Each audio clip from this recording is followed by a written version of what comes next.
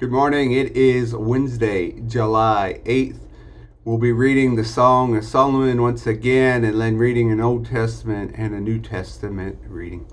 Song of Solomon, chapter 2, verses 8 through 14.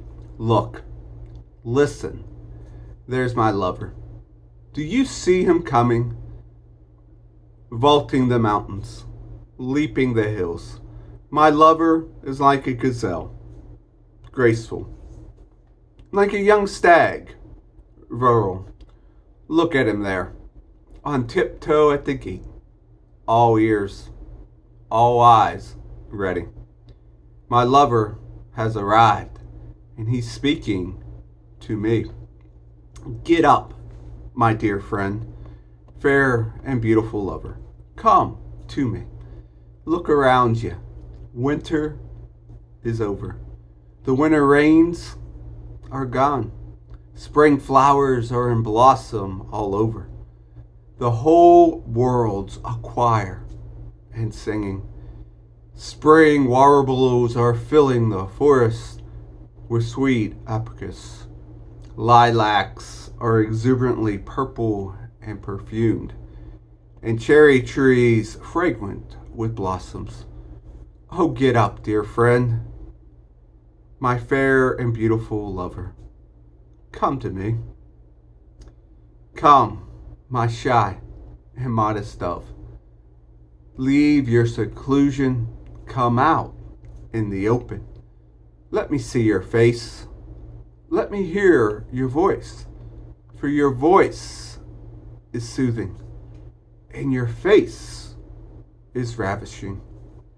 Our Old Testament reading today is from Genesis 29, verses 31 through 35. When God realized that Leah was unloved, he opened her womb, but Rachel was barren. Leah became pregnant and had a son. She named him Reuben. Look, it's a boy!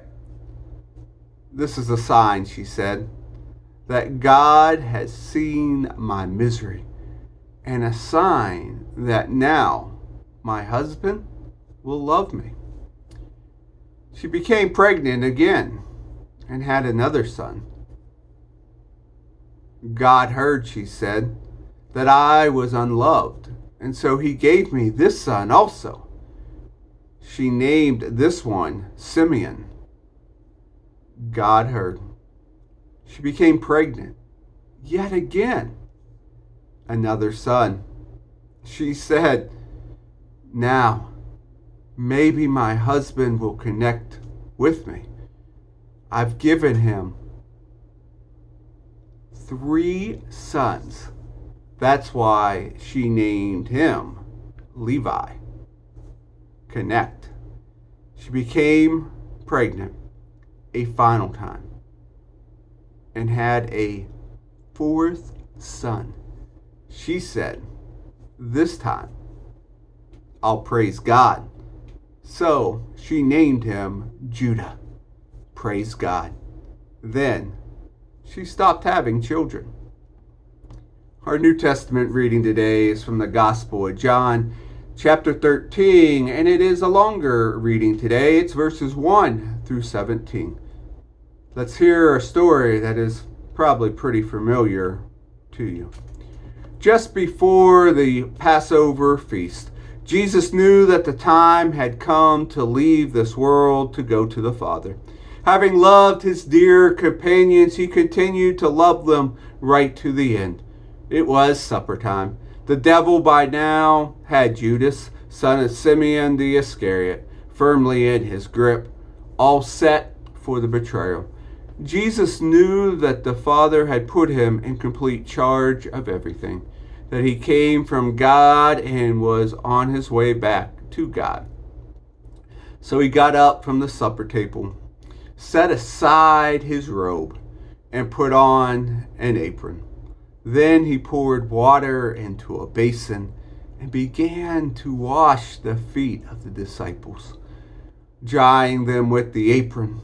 When he got to Simon Peter, Peter said, Master, you wash my feet? Jesus answered, you don't understand now what I'm doing, but it will be clear enough to you later.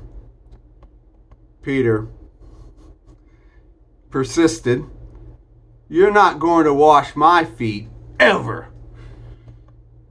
Jesus said, if I don't wash you, you can't be part of what I'm doing.